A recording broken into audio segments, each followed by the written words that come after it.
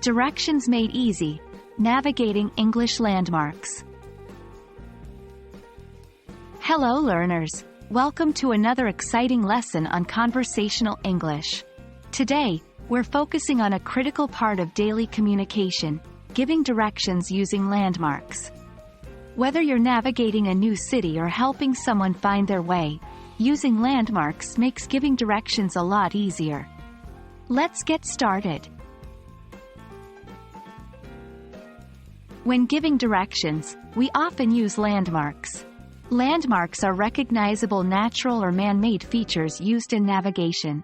They could be a building, statue, park, river, or anything significant.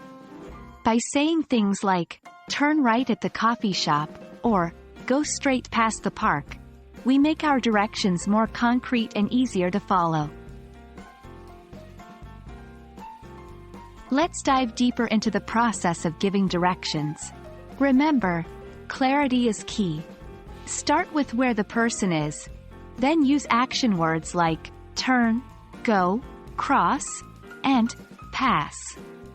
Follow these action words with the direction: left, right, straight, back.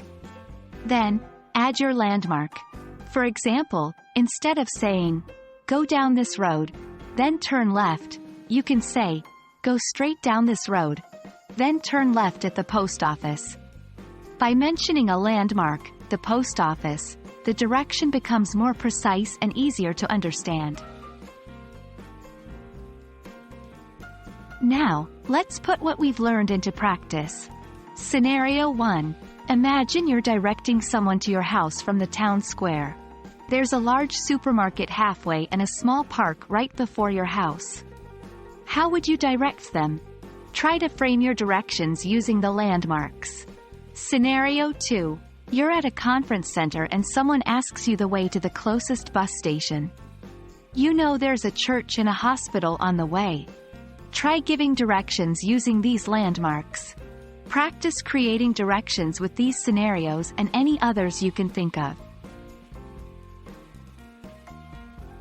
Well, that brings us to the end of this lesson on giving directions using landmarks. With these skills, you'll find giving and understanding directions a breeze. Remember, landmarks are your friends. They make your directions more vivid and easier to follow. Keep practicing, and you'll master it in no time. Until our next lesson, keep learning, and stay curious.